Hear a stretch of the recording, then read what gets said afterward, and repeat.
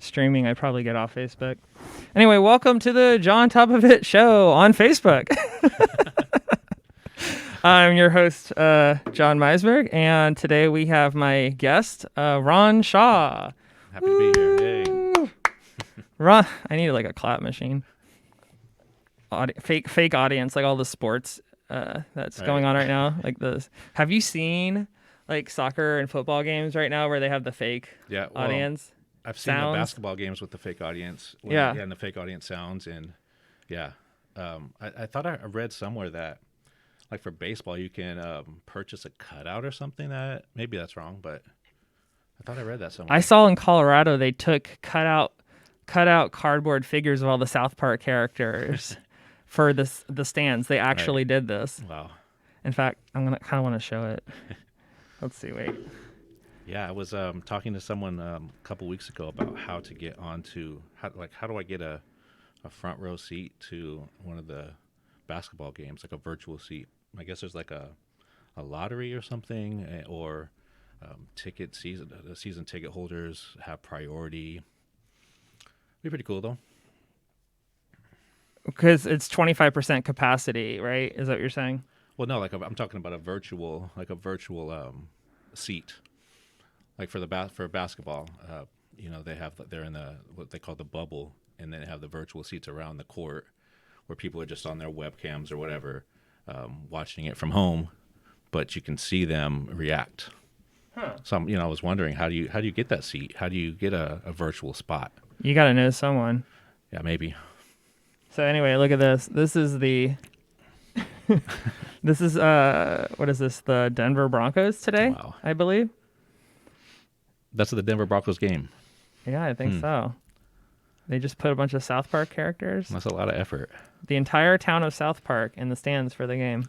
Are they, socially distanced though? Are the ones that are sitting next to each other family members? Someone needs to go through each aisle and ask them.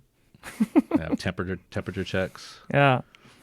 Anyway, we are here today to not talk about this, but to talk about babies, parenting, being a new dad. So I'm a new dad.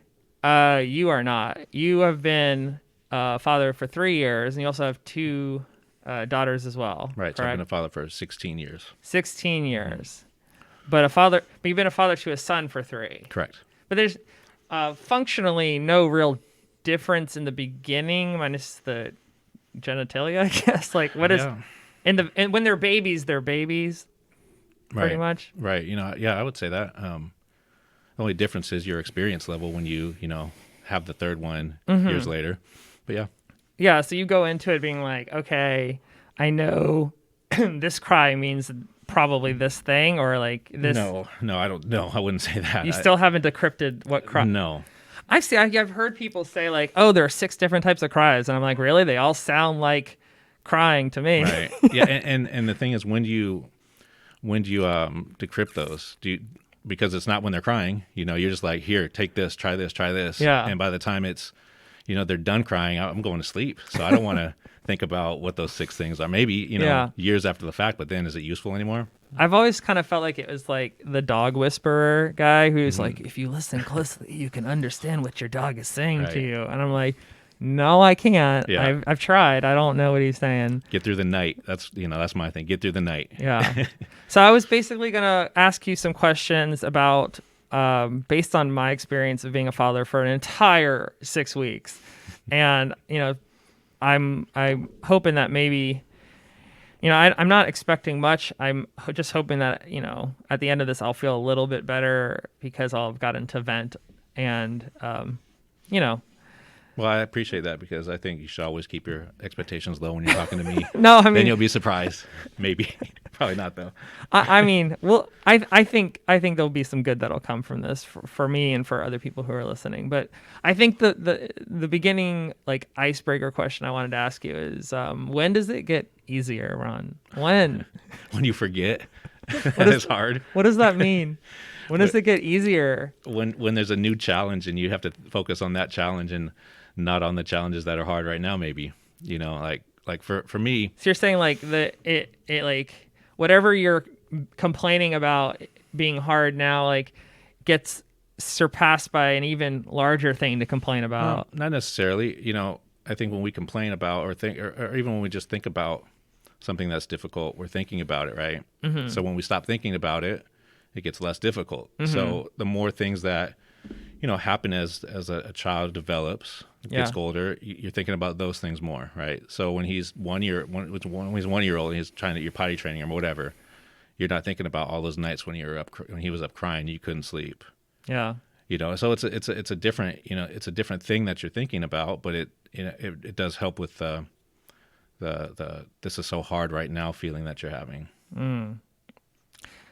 I do think that there's some truth to that. I remember the first time I realized I had like a minor case of tinnitus where I had the ringing in my ear from like standing too close to speakers at like a music festival. Mm-hmm. I remember being really upset about it and really like hyper focused on it. And it wasn't until I started focusing on like a new problem that it actually got, I don't know if it got better. I just stopped focusing on it and it kind of just became less of an issue for me. So yeah, I mean, I think there's a lot of that. And yeah, so here's my experience. I didn't like when, I didn't get sleep, but at the same time, you try to focus on when you're not getting sleep. You try to focus on, positive things too. Like this might be the last time that, I'm able to hold him this way, or I'm able to have this opportunity with him. So, kind of thinking about it in that way really helps too. This might be the last time that he makes me sleep deprived for this much. Right. I have to treasure this moment. Right. All right. I'm really going to try to remember that, Ron. It's intuitively maybe not. It doesn't make sense, but holding your kid when he is falling asleep. Let me backpedal there. Holding him when he's finally fallen asleep. That's when you have those moments, not when he's screaming and you're like, just go to sleep. When he finally does go to sleep, you're like, oh, now this is, I see where this could be a great opportunity. Now I'm kind of past the tough part of that. There are like moments I feel like where you're in the eye of the hurricane, where everything is calm and like you can appreciate it, and then it moves a little bit and then it's back to the shitstorm. Yeah, it's like, it's wavy. I think about it all. It's wavy. Yeah. It's great. It's great.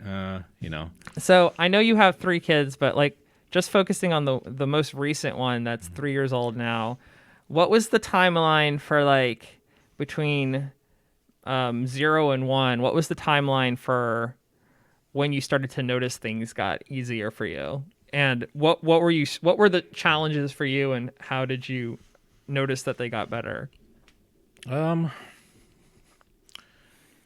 For me, it maybe from like to... crying or gas, or I think those are the big ones: crying, not sleeping, gas. Those are the 3 biggest things we're struggling with. Yeah, I noticed a big shift when the more that he started interacting with me. The more that I could see that what I was saying and what I was doing, he was able to kind of grasp that a little bit and say, oh, now he was noticing that, I guess. Mm-hmm. Noticing what? Noticing that I was interacting with him. Like him interacting back was just I guess like a reward for me, and made me, feel closer in a way, I guess. When did that start happening? Because right now I feel like my baby just like looks at lights behind me, and he won't look at me. He won't acknowledge my existence. I'm like, senpai, notice me. It'll happen. I mean, I don't remember. I don't remember exactly when it happens, but I know that when it does, that's when he starts smiling and when he starts looking at you and when he starts like, reacting to your dumb dad sounds, those are the moments where it's like, okay, I've made another step, and I can keep taking another baby step to get through whatever it is. So like little pieces of motivation to keep you going. The only thing that I think he responds to me now is if I like shush him in the ear, like I'm just like shh. He'll make a startled face, like yeah, and then then I can like redirect his. That's sometimes enough though, right? Like I guess. So I was looking online about this question around when does it get easier, and I found a funny comment about a timeline This is from 0 months to 2 years. It says 0 to 8 months, you get little sleep, lots of crying, changing 10 diapers a day. This goes for the baby too. And then 9 to 12 months, the baby is mobile and will actively try to kill itself. At 1 year, the baby eats real food and will choke, so you need to brush up on the Heimlich. 14 months, the baby has learned to walk and falls down constantly. You will question yourself on a number of bruises. Note, babies are resilient. If you make a big deal when they fall, they will cry. So take an indifferent approach. 18 months, a baby mumbles incoherent words only you will understand, and they can learn to do basic tricks. So pick this up, walk over there, or bring me a beer. And at 2 years, they will suddenly transform into a demon. You will 100% question what happened to your kid, and you must learn to discipline the beast consistently. Once you draw a line, be prepared to defend it like those soldiers in World War I. If you can get through that phase, then you can tell yourself the worst is over. Note that the worst is not over by a long shot, but you can certainly tell yourself that. Yeah. How accurate is that? That's pretty accurate, but here's the thing: shit. like, I don't remember a lot of that, and maybe part of the, I mean, I remember it, but I don't like actively remember it. So it's not like something I think about, and I think part of that is, so my wife is like a saint, and she really did a great job, or it continues to do a great job of like making sure he's safe. So it gives me space, and not to say that I don't do that also, but it gives me a lot more space to be a dad and be like the fun dad and be like, give him experiences. And she does that also, but she's definitely more of the watch your head or be careful here. So that, you guys got like a good cop, bad cop thing going? No, I wouldn't say that. I would just say that I can be less concerned about him being like safe because she's kind of got that under control. Okay. So I can be more of the... You're just monitoring different things. But then I'm also like making sure that he, is engaged in wanting to have fun, and it's nice. It's nice to be a fun dad, I guess, and not have to be the one that is, laying it down, I guess, because we both kind of do that together, but she's also more of a practical, we need to make sure this happens because of this happens. And I'm like, hey, let's go have fun, So without that balance, so I don't know how it would work out. Yeah. How did you handle sleep in the beginning? Did you do shifts, or like how did you go about that? Yeah. So my wife breastfed, so she would wake up with him and feed him, and oftentimes I would take care of the diapers. So we kind of it's not like you can't breastfeed, right? So but she could pump, I guess, and give you a bottle. And she did, but usually she was the one waking up to feed him, and I was changing diapers. But oftentimes, I would be up with her, because when you have a crying baby, he's awake, and so you're awake. So a lot of times we're both kind of just there taking care of him, and yeah, and I'm not a person that needs a lot of sleep at night. I know. So aren't you up at like 4 a.m. or something? Not anymore. No. I mean, for ever work since I was. COVID, yeah. Yeah, but still I get up early. I mean, I'm up at 5:30. So yeah, that's still super early. It's pretty early. I mean, I guess it's all subjective, but to me, that's pretty. It's pretty early. I mean, it is. But Jason now wakes up early, and we take him to school, so he, has to kind of get himself ready, and we'll have us get him ready. But it's a process. So wait, school is back for you. Well, he goes to daycare. Okay. Yes, but it's he's going. What's it like sending your kid to daycare during COVID? Yeah, I have a lot of mixed feelings on it, to be quite honest with you. I mean, are you worried about him bringing it back? Not so much. I mean, he has some respiratory issues, so I have a little bit of hesitation in a lot of ways, because I don't know. I mean, because it's unknown, right? Yeah. But that's where my faith has to really take over and not be hard on myself, and kind of just work through it with myself, because he really enjoys it. He enjoys going to school, and he really enjoys his friends, and he's getting a lot out of it. And I don't know how much he would enjoy, just sitting around and us trying to manage him while we both worked, since we Yeah. both have to work, Right. So it's there's kind of a give and take, but that's where you kind of have to be nice to yourself and let your faith just kind of take over and say, he's gonna be fine.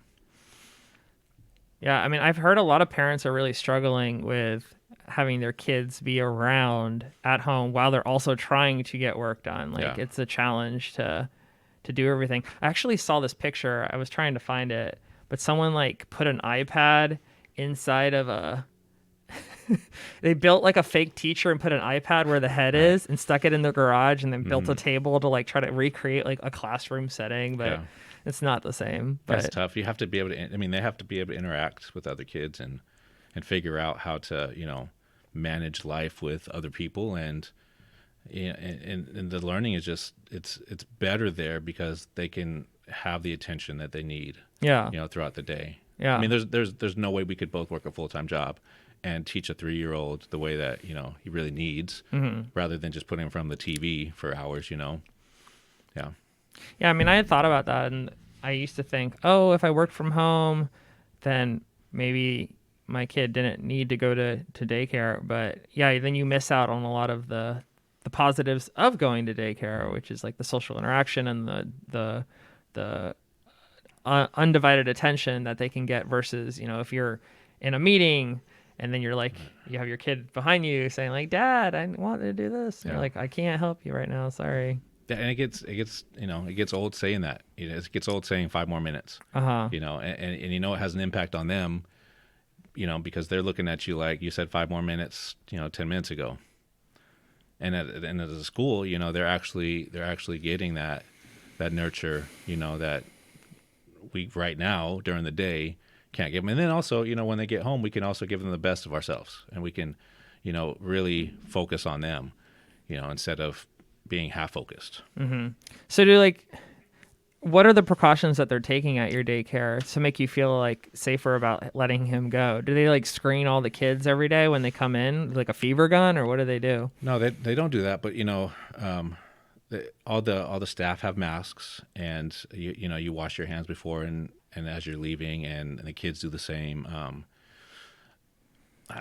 But I don't know. I mean, to be quite honest with you, I don't know. I think they're doing a great job. I think they're washing stuff and cleaning stuff and being as clean as they can. But you also have to keep in mind that they're kids. Yeah. And they're kids are going to put stuff in their mouth, and they're going to pick up stuff that other kids have had in their mouth. So Yeah. I mean, there's a lot of like angst, but Yeah. at the same time, like I said, if you just focus on that angst, then it's not gonna be positive for you. So you really have to kind of let go of some of that. I mean, he's come home and had colds a couple of times over the last few months. Yikes. But I think this winter is going to be so rough because everyone's going to freak out about getting a common cold. Right. Like a common cold, it's like, is it a common cold? Is Right. it COVID? I don't know, right? yeah, and I think anxiety medication is going to go skyrocket. Right. Yeah, I mean, kids get colds, especially during the season. And my wife is a school counselor, so they don't have kids in the building right now. But if they do, eventually, there's potential, right? There's definitely potential in places like that. But what are you gonna do? You just got to do your best, yeah, I guess. Yeah. If I had a bubble that we could all be in, I don't even know if I'd want to do that though. Because he has to be able to see other kids and be around other people. Well, because it begins to affect your mental health. I mean, like, we both work from home, and like, I guess some people handle it better than others. But for me, like, the longer that I work from home, where I'm not interacting with anyone outside physically in some capacity, I feel like the more I just start to feel like depressed. Right. I don't know, and I don't know. I feel like I get more done, or I feel more like motivated to like try new things if I'm like partnering with somebody where I get to see them. Right. I don't know. And There's something about working. Translate that to a 3-year-old who, is forming their mind. One of the most important moments of their life, where they're learning how to be the kind of person they're going to be for the rest of their life. And put them around no one, and see how that's going to go for them throughout their life. Right. Yeah. So back to the topic of when does it get easier? When thinking back to raising the 3 kids that you had, what did you do when you were at your wit's end, when you were just like fed up? Like, how did you go about those situations? Well, Are there any of those situations that come to mind where you were just like so fed up with it, and like, how did you get through yeah, it? plenty of those situations. And probably the wrong way. Yeah. Probably handled it the wrong way. I've been reading a lot of forums about new fathers, and people are being like, does this make me a bad father? Does that make me a bad, like, some people are saying like, oh, like my kid won't stop crying, and sometimes I just like leave him in a room and walk away because I can't handle it anymore. Or sometimes, um, I just feel so. Another popular thought that I've read is people will say, I feel like my life is over and I've made a mistake, but I can't publicly admit that because I'll be judged for it. But then a lot of people will be like, well, it's normal to feel that way. I Right. guess maybe in the beginning. I, I I don't know. think I think a lot of times it's normal to feel that way. But I think one of the biggest things that people do, myself included, and probably I can really only speak for myself on this, is, you know, you make a mistake in parenting, or you feel like you've done something that you shouldn't have done in parenting, and then you hold on to it, and then you judge all the parenting that you've done based on that one moment, and you think about that moment, or those times when you fell short. You think about those more than you think about the positives that you've done, and that just kind of makes you have that anxiety and depression about yourself, and then you can't be the best parent you can be because you're thinking about the mistakes. So when you do something that maybe you perceive as something that's not as good as you could have been, you got to acknowledge it and say, okay, now tomorrow I'm going to take a different step. I'm going to take another step towards the right direction, and just be a Yeah. better person then. you Yeah. know and not just, being too hard on yourself is tough, because we do it, it's natural, but you have to fight that, so you can be the best that you can be for your kid going forward. So it sounds like you're saying that it's important to, like, one, like, focus on all the things that are going right and not just on the things that aren't. Like, I don't know if it's a human tendency or if it's a me tendency to, like, if I do 99 things right and one thing wrong, I only think about the one thing that I did Right. wrong, and I disregard all the things that I've done right. I'm like, oh, I'm having the worst day, and my wife will say like, "What's wrong?" I'll be like, "This one thing happened," Right. and she's like, "Well, what about all the other things that happened that are Yeah. great?" I'm like, "Oh well, but this one thing." Right. But I think maybe I think maybe just like finding a way to keep that at the forefront of your mind, whether it's like writing it down somewhere or keeping a journal, or I don't know. Yeah, it's important. I used to coach basketball, and one of the things that we would always say is you got to flush it. See it, know it, and then flush it, and then be done with it. Acknowledge that the thing, whatever the thing is, Yeah, and then move on from it, so that you can tackle the next thing in a good way. flush it, Flush like it. down the toilet. Flush it down the toilet, get it out of there, take a look, know what it is, flush it down the toilet. Yeah. No, I don't look. I mean, I guess sometimes, but I get it. It's a good way Watch to- it swirl, and then be done with it, and then move on. Yeah. And know that you're going to do it again down the line. And Uh-huh. you're going to have to, but all the other stuff in between is all the stuff that you can say, hey, I'm doing a great job at this. Mm-hmm. One thing, lately I've been really thinking about positivity and looking for positive things, right? I talked to someone the other day, and they said that's great thinking, and it's important to always be optimistic and thinking about the positive things that you're doing or the positive things that you're seeing. But you also have to really take a moment, and just a moment, to think about the things that you fell short on, and then acknowledge it. And then after you acknowledge it, then look towards those positive things again, because sometimes we don't do that. And then when we don't, we realize we're doing stuff that maybe we shouldn't be doing, and we're not focusing on. We're not even thinking about it. So it just comes second place.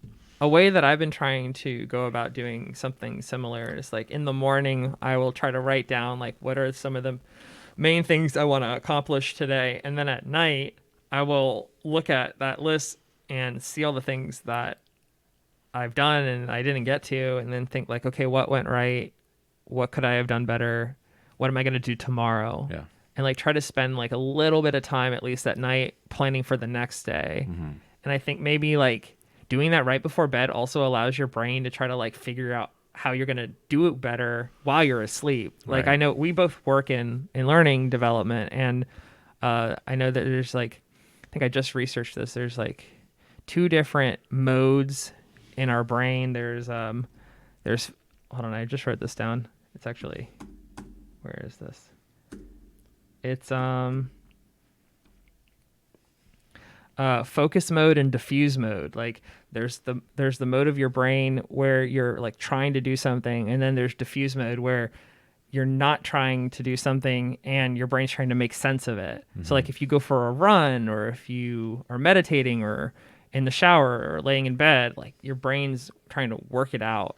Or maybe if you're asleep too. Right. And maybe it's like going over the things that you could do better, or you should do, or you should flush. Right. Like things like that. Like maybe right before bed allows your brain to have that time to like address it. I know if I watch like a horror movie or something, I have a nightmare, which means that there's like a recency effect. Like if whatever I do right before bed, it seems to somehow get into my sleep. So I wonder if there's some kind of positive benefit to focusing on what you could do better at night right before. Yeah, that's a great point. I mean, I don't know. Yeah, I tend to focus on nothing really before I go to sleep. So maybe that says something about me too. But my wife focuses on a lot, and she wakes up in the morning ready to talk about a lot of stuff. So I mean, it does make sense, and to use that in a positive way, then say, hey, these are the things that I need to work on, or I did work on, and then it keeps you in that moment in the next morning. Well, that also makes me think about when they say, don't go to sleep angry at each other. Maybe that's part of what we're talking about, that if you do go to sleep angry, that then it's like your brain is, I don't know, kind of ruminating planning on on like how to like murder them in your sleep or something. I don't know. Like but it's like somehow making it the way you feel, or the ability to resolve the issue somehow harder, maybe. Yeah. I don't know. It's like solidifying it. So I don't know. Brains are weird. Yeah. So, but you have been a father for 16 years. So out of 16 years, Ron, tell me, like, what are some of your best hacks for like a new parent? Like, what would you tell them like they should be doing? Yeah, I think or not doing? What I've been thinking about lately is just giving positive praise as much as you can.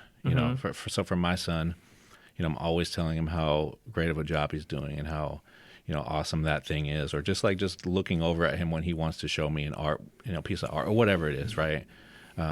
Because I've noticed in him that it keeps him lively. It keeps him excited about whatever the thing, even if it's not something that's not really important. It's something that he's excited about because of the enthusiasm that I'm kind of giving him, right? And it makes it easier. I think it just makes it more fun, because then they want to do the thing that you are encouraging them to do. For instance, Jace is and he doesn't really like to brush his teeth so much, but he does it every day. And lately we've been watching like a toothbrush video every time that he brushes his teeth. And he's excited about it, because I get excited about that toothbrush video, and I get excited about him spitting the right way, and I get him excited about how he's brushing his teeth. So now he wants to prove to me that he can do a great job and continue to do it. But that's because he's getting that praise, I think, that goes into it. So give me an example of how this goes down in your house. So you're watching a commercial for brushing your teeth, and you're like, "Whoa! I can't believe that their teeth are so white." No. Jake, can you make your teeth that white? Not so much, but like when he like gargles, and he spits in the bath in the sink. Yeah. He wasn't wanting to do it at first, so I started telling him, and this goes back to where I get to be the fun dad in this. So he would have his mouth full of water, and I'd say, bend your head down by the sink, and then I'd hit his cheek so it'd spit out. So then he was doing that for a while and excited about it, but it was getting everywhere. So I said, well, why don't we try it without getting it all over the place? And he did it a couple of times, and hey, great job. You're doing such a great. Now he really wants to just show me how great of a job he can do in spitting, because he thinks that, it's such a great thing. This is kind of building him up, building that thing up. and just being positive with And then him. there's like the expectation that like if he does this, he'll get that positive Right. feedback, and so he starts to associate it, like Pavlov's dog. Right. At one point, he was saying, "You proud of me? Are you proud of me?" Yeah, of course I'm proud of you. Great job. You know, and it works in a lot of ways. You know, when he's ready to go to bed. Hey, remember we're gonna lay down and go to bed this way. Okay. Are you proud of me? Yeah. Yeah. So yeah. What do you think about being mindful of phrasing your questions? Like I've read, like instead of saying like, "Do you want to brush your teeth?" It's like, Let's go brush your teeth. or like, "Do you want to brush your teeth with this toothpaste or that toothpaste or this brush or that?" Like giving them some kind of option, so it's like they don't even think I have an option to do it or not do it. It's how do I want to do it? Right. Is that?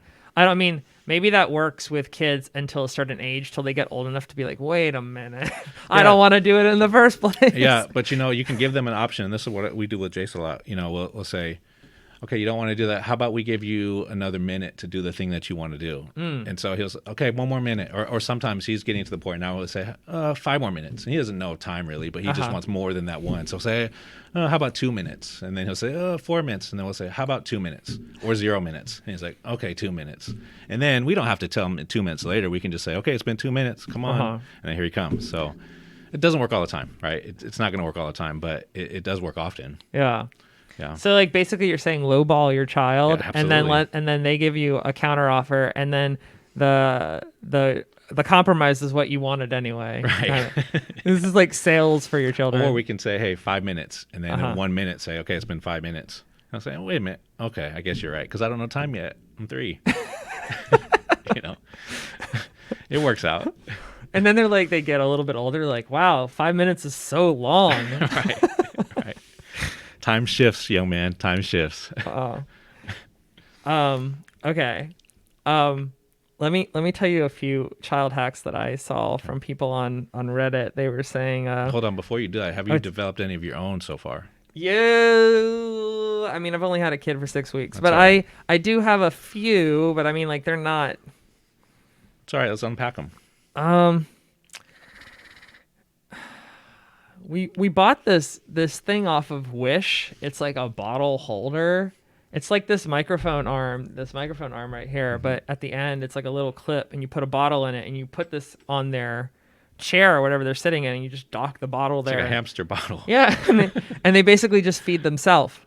And so like that has made it so that I can go on my computer or my phone and just like let them do their own thing. And if he starts choking, I'm like, oh. Burp him and then put him back, and he's like, keep drinking.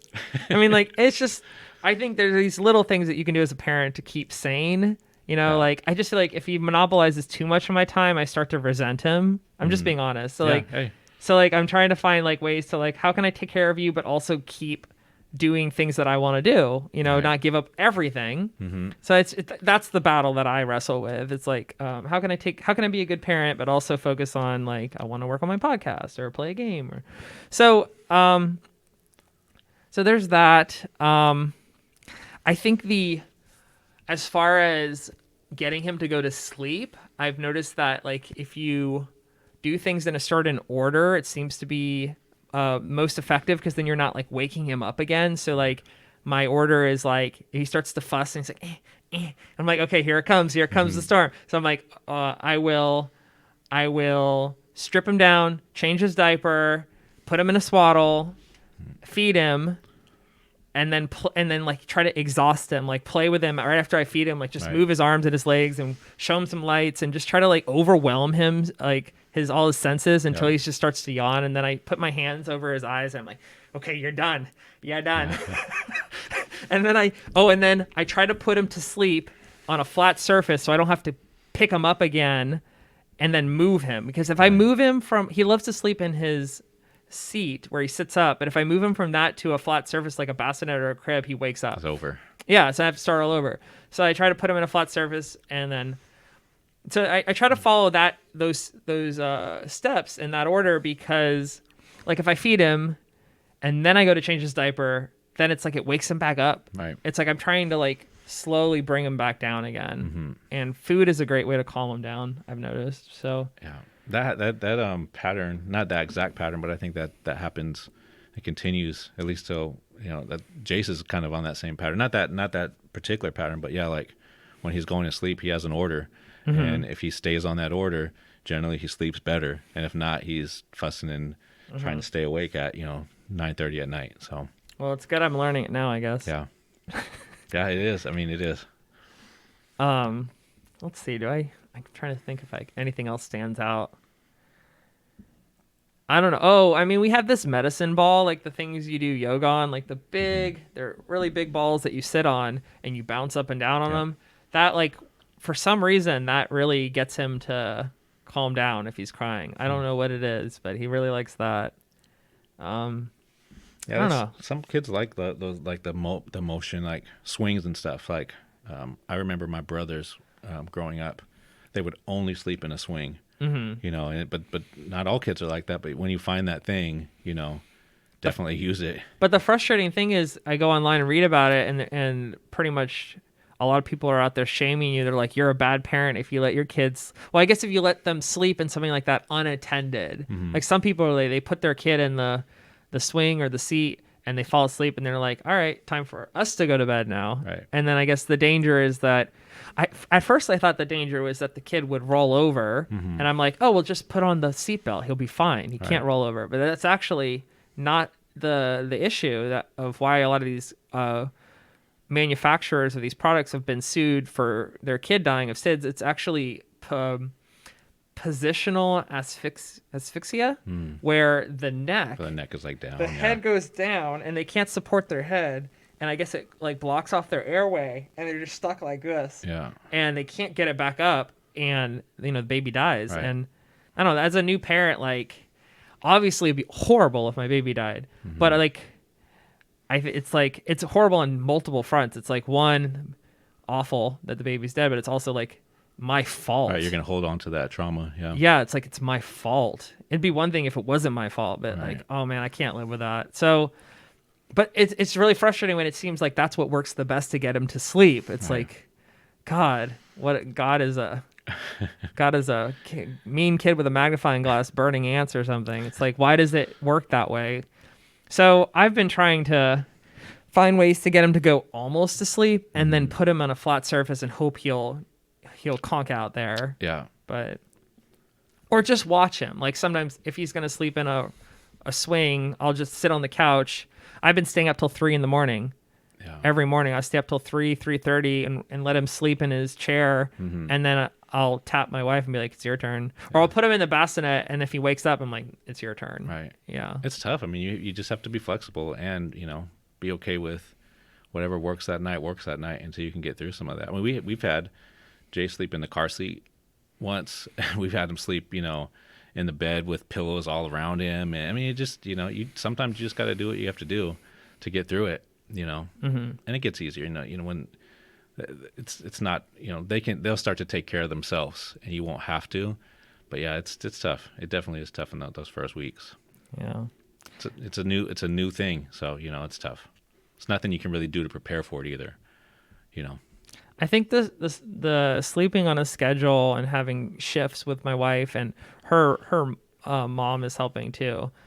It has been the best in the sense that we're getting like at least like 3 or 4 hour blocks of sleep, and without, because otherwise it's like we're waking up almost every hour, hour, 2 hours, and the fragmented sleep is just really hard on my brain. Yeah. So I guess we're just going to keep doing that until he starts sleeping for longer periods of time, and then hopefully it'll get easier. But I was going to share, there was a few child hacks that I saw on Reddit that I thought were kind of interesting. One person said, if you want to enjoy some time undisturbed, tell your kids that you're taking a nap, and when you wake up, all of you are going to do chores together. And so they'll want to let you sleep as long as possible to avoid doing the chores, so they'll leave you alone and you can nap or read or whatever you want to do. Yeah. So it's like, make them afraid of letting you sleep, I guess. Right. And another one was, I told my kid that her ears turn red when she tells a lie, and now she covers her ear when she lies. So now I know when she's lying. Right. That's pretty smart. It's pretty smart. These obviously don't work on a 6-week-old baby, but they're funny. They work on I'm sure they would work on a 3-year-old. Yeah. Have you ever done anything like that? Not so much like that. Jace does actually like to clean, but I think part of that is, like I said, we give him a lot of positive praise. So when he's cleaning up something and putting toys away, or telling him, great job, great job putting that away, good job putting that in the right spot. And so he wants to help. Not all the time. I mean, obviously he'll put stuff away and then immediately want to take it back out. I'm not, saying he's like the kid that no one else has ever seen before, but he does, he likes to do stuff for your praise, and the more we praise him, the more he looks for it. So praise is a big one. A good piece of advice that you would give to new dads, like as your kid gets older, to just acknowledge things and make them feel like if they do this behavior that you condone, that they will be rewarded verbally and maybe in other ways as well. And just like, yeah, before we had him, I remember someone telling me that, or saying that when their son was young, as a baby, they would say to him, "You're going to be a great man." And they would say it over and over. And I thought in a way that was kind of hokey. But, now that I have a son, and, even if he's not hearing it, just saying it over and over helps me to recognize that he's going to be great and he's going to do great things, or he's going to, make changes to the world in some way. And if, maybe I'm overshooting, but, I don't know. I don't think I am, because I'm starting to believe it. But the more I say it and the more he hears it, I think he believes it more too. Mm-hmm. So he has more an opportunity to say, to feel good about himself. So what do you say? Just positive things like that. You're going to do great things. Maybe when as he's going to sleep, "Good night, buddy. I know you're going to do a great job tomorrow. I know you're going to have a great night tonight going to sleep." Or when he's sleeping, he's going to be a great man. Or when I'm laying in bed with my wife, I'll say, "We have a son who's going to be a great man one day." Just kind of that internal programming, mumbling to yourself, "This is what's going to happen." Mm-hmm. I think it is beneficial to what will happen. Yeah. It's like it puts stuff into like it gives me more, it builds me up too. It helps me to recognize what I'm doing is for a greater good. Interesting. So, because there are times, Jonathan, that I don't like to do some of the things that I have to do. There's times I don't want to have to clean up this kid's when he goes to the bathroom and misses. I don't want to clean that up. I don't want to wipe him every time that he has to go to the bathroom and it's all over the place. But I do it because, it's for a purpose. Something's going to happen with him because of, something's going to happen because of him, and the only way that will happen is if you keep wiping up feeding that, stuff, and then flushing it. How many times did you change the diaper, and when you go to change the diaper, he'd like pee up, plenty. Towards you? Plenty. Yeah, we bought a couple different things for that. Like, we bought Wait, a little. What do they have for that? They have like little cups that you put over the top of him, so that when he pees, it goes back down to him, or like sponge type things that will hold on, that grab it so that it won't hit you in the face. Interesting. It's happened plenty of times. I'm gonna. Yeah. So if I put a little, I should have thought of this. You just put a cup over it, and then it can't. Mm-hmm. Yeah, he'll try to super soak me. Mm-hmm. Yeah. Before we had the cup thing, we'd take like his diaper and we'd pull it open, and then let him have a little air, and then kind of put it back over, because we knew as soon as that air touched him, he was going to pee up again. So, yeah. Yeah, I'm not a big fan of that. I'm also, another thing that it's really been kind of getting on my nerves is I'll change his diaper. I'll go through the whole process. Like, I'll take it off and wipe him and put on the Desitin and then put a new one back, put on his onesie, put on his swaddle, and then I'll hear right. Like right after. Yeah. And I just cleaned it. Just cleaned it. Yeah. And I'm like, my wife would be like, "I guess you got to change him again." I'm like, "We just Give me 5 minutes. It's not even about the money for the diapers. Like, whatever. It's just like, I just did it. Come on, dude. Like, I wish he could just be like, "Hey, before you change me, like, I'm about to go again, just so you know." Right. Yeah. Sometimes it's like, "Hey, you know what? Let him sit in it for a few minutes. Maybe he'll learn to go when it's time." He ain't going. No, right. I don't think that's gonna work. Too bad though. What Jason's doing lately is he'll go to the bathroom before bed, and then 10 minutes into going to bed, he'll say, "I need to go to the bathroom again." And it's like, okay. I know what you're doing. I know what you're doing is you want to get back up. So you're saying you have, because we can't say no. We can't tell them, no, don't, you can hold it until the morning. You're saying it's kind of like how kids would say they want to go to the bathroom to get out of their classroom in school. Right. Kind of like that. You just went to the bathroom 10 minutes ago. Now you got to go again. Yeah. And if we say no, then he's going to go potentially. And now we got to clean that up. So, okay, go ahead and go. It's just a ploy. Mm-hmm. So maybe that's what they're doing as babies too. They want you to kind of be there and give them a little more attention. It's just hard to believe that, like, even at like the age of like a week or a month or two, that they're already like scheming. You know what I mean? Yeah. It's just hard. It's like, wow, I guess they're smarter than we give them credit for. Yeah. But I mean, I guess I wouldn't put it past them. I wanted to ask you, you've been a father for 16 years. What surprised you the most about like the process of being a father? The process, like, or just like, here's what you thought it was going to be, and here's what it was. Like, what were some of the things that you felt like were the delta between the two? This might not be father's like baby specific, but I've started to realize, especially lately, that the more I realize it's not about me, the more enjoyment I get out of it. Like, you have to sacrifice a lot as a father, as a parent. You have to sacrifice a lot. So the more I'm realizing that anything that I do is really not about me, right? So I guess what I'm saying is, if I shouldn't be feeling bad about doing stuff that I don't want to do, because it's not about me. Everything is really about that kid and about your family, really, right? So the more I take me out of the equation, the picture, the more I can start to see the things that are going to make me have joy about having that kid, right? Not trying to be less resentful, trying to I just think less about me. Whatever I'm doing is going to have an impact somewhere else, and I have to be okay with that if I don't get the returns that I might want.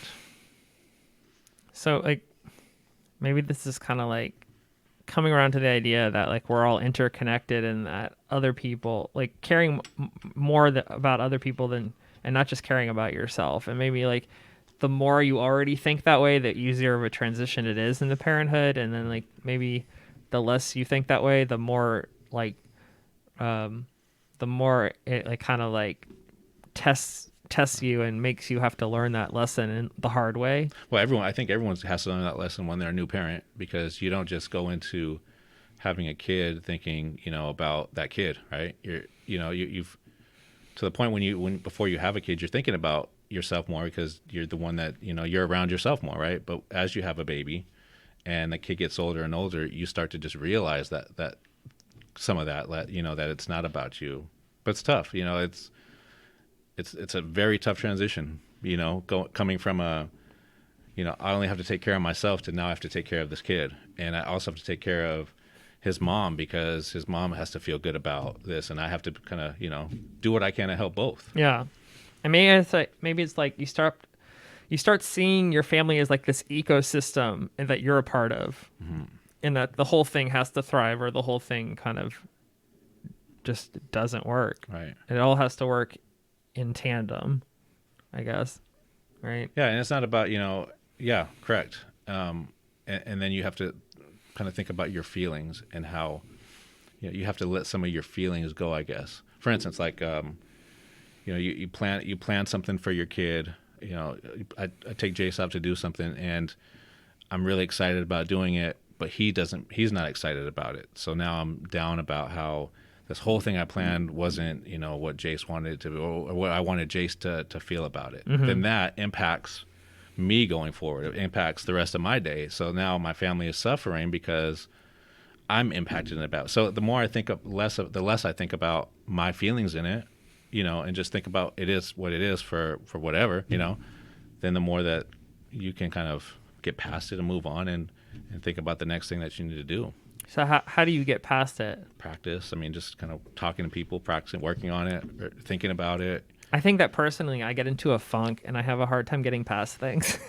Yeah. Like, sometimes what works for me is just going to sleep. Mm-hmm. If I go to sleep the next day, I'm like, it doesn't seem as big of a deal anymore. But sometimes it's like, I don't know, I can get stuck in a rut where I'm just like, It's easy.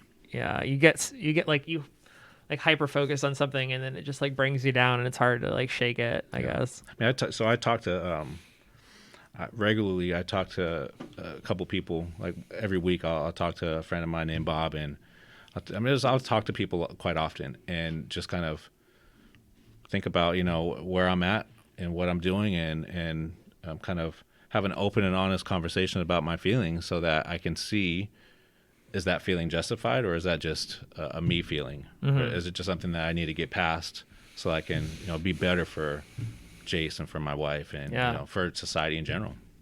Maybe I'm gonna go back to counseling. Hey, I'm gonna find a counselor and like every week or two I can talk to them about all the things going on. I'm an advocate with a baby. I'm an advocate. I think that if you're fortunate enough to have insurance that you can have someone to talk to every week, or every 2 weeks or whatever. I think it's important. I think a lot of people, they probably see it as like, oh, I'm not depressed or anxious or going through some kind of mental issue, so I don't need to go see someone. But I guess it's like accepting that those people can help you with just things that go on in your life and act as like a mirror and help you have a fresh perspective on it and maybe help you see like the blind spots that you are having trouble seeing. And it's a no judgment zone. I mean, there's not a lot of places that you can find a no judgment zone, where you can say, this is how I feel. And the person can say, I see how you can feel that way. What about this? And then you can, talk about it and think about it and, form some opinions or form some thoughts based on what someone else is saying. Yeah. In a non-judging way. Yeah. I think, I was going to therapy for a while and they quit back when the pandemic started. They just like stopped seeing people. And then I think a few months went by and they started offering Zoom, like telehealth, like Zoom therapy. So I might start doing that again. That might be a good idea. I think it might help my mental health. But an interesting comment that I read about what surprised someone else being a father, they said that it was the instantaneous feeling of mortality. When I found out my wife was pregnant, something that I wanted for so long, my first thought was, oh my God, I'm going to die. That's something I was passively aware of course, but not something I ever really cared about. Suddenly I cared a lot that I'm going to be gone one day, maybe without any warning, at any second I could die, and that my daughter will have to carry on without her father for the rest of her life. Maybe she'll be 50 when I die. Maybe she'll be 5. Either way, I have to prepare her right now. I have to give her everything I have at every second because it may be my last second, my last words, my last chance. I have to be on the ball 100% of the time, doing everything that I can to prepare her for a world that I'm not going to be in, and I'll never ever know whether I succeeded. And maybe that's the hardest part, that raising my daughter is the most important thing I'm ever going to do in my life, and I'll never see how it plays out. That given normal life expectancies, I should see her become an adult and probably marry, but none of it is guaranteed, and none of those things are endings anyway. I don't know what that means.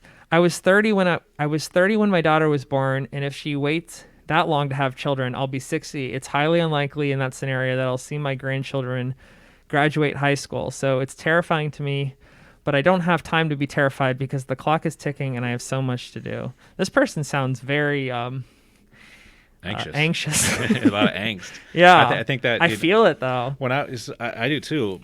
But when I heard that, what I also heard was it's about him a little bit. He wants to see his grandkids. He wants to make sure that his daughter does the right thing. It's not about the kid. It's not about the kid. It's about making sure that they understand that the stuff that he taught them and the legacy that he builds for them. Yeah. I mean, so it's I an think ego common. thing. It's common, but that you have to overcome. Yeah, it's tough. It's tough. You just have to do what you can to make it a little easier. Do what you can. Teach your kid how to be kind. And not get so bogged down with all the stuff you have to do. Yeah. You know, There's no checklist. no checklist. Yeah. No. And I think the other thing is it would never be enough time. No. Like you could live until your daughter was 50, you could live until your daughter was 5, but you're always going to feel like, oh, I wanted to be here for this thing and the next thing. It's always you're always going to want to be around more and more and more. And I don't know. That's to me, that's living in the future instead of living in the present. So that person is thinking about all the stuff that they have to do while they should be, you know, living right there in the present with the kid and saying, "Hey, Yeah. let's have fun. Yeah. Let's make a memory." You know, instead of all the stuff that here's a checklist. I got to take care of this, and never going to be fulfilled. So always going to have anxiety. Yeah.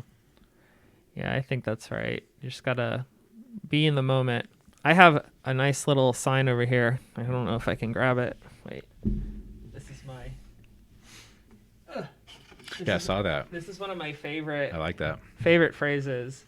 I actually saw this phrase for the first time when I went to a music festival down in Florida called Okeechobee. And they have 3 stages: the be stage, the here stage, and the now stage. Okay. And it was the first time I saw that. I'm like, be here now. And I didn't think much of it at the time. But then I was realizing, like, the whole point is to be present in the moment. Don't get stressed out about what's going on in your past, and don't hyper focus on like what you have to do in the future. Just be here right now and enjoy like what's happening right here. And I think it's a really good philosophy to follow. So much so that I actually have thought about having those words tattooed on my wrist right here. It's like a little reminder, right? Like a little reminder. I forget what that movie is where that guy, his brain like resets every day. Like he has no memory, and he like has tattoos all over his body of things to remind. I mean, I don't want to go that far, but like I think that's a really good phrase to help stay grounded and present in the moment. And I think maybe this person who wrote this would probably benefit from that as well. But he probably wrote that at 10 o'clock at night when his kid is crying and needs a diaper change, or he just changed a diaper and again, here comes some more. Yeah. Because I can relate to that. I definitely can relate to that. But you know, it's those moments that you have those moments. Everyone has those moments, but then you have to also, you know, snap out of that and say, you know, focus on right now. You know. Yeah. Yeah. Everyone has those. I think. You know. Everyone has those moments of angst. It's just how you handle it. How do you snap out? Yeah. What's your strategy to get back to living? It takes practice, right? Yeah. Habit. It's a habit. It's a baby step, one at a time, and then Well, Ron, I appreciate you taking the time to talk to me about new parent advice and being a new dad, and I want to give you the final word. Is there for anyone who's a father out there, or a parent in general, but I've been kind of focusing on fathers, but for the people that are watching this video either now or they will watch it later, is there any advice that you'd like to give them specifically as somebody who's done it for 16 years? Yeah, I mean, take advantage of the moments you have, and just do work to be the best parent you can be, and be there for your kid, and teach him kindness, and teach him how to be polite, because that will translate. It will translate. Yeah, put in effort. Okay. Well, thanks for coming on the show. All right. I got an Ebola elbow. Ebola elbow. Okay. Yeah. This is awkward. All right. Thanks for watching. See you next time.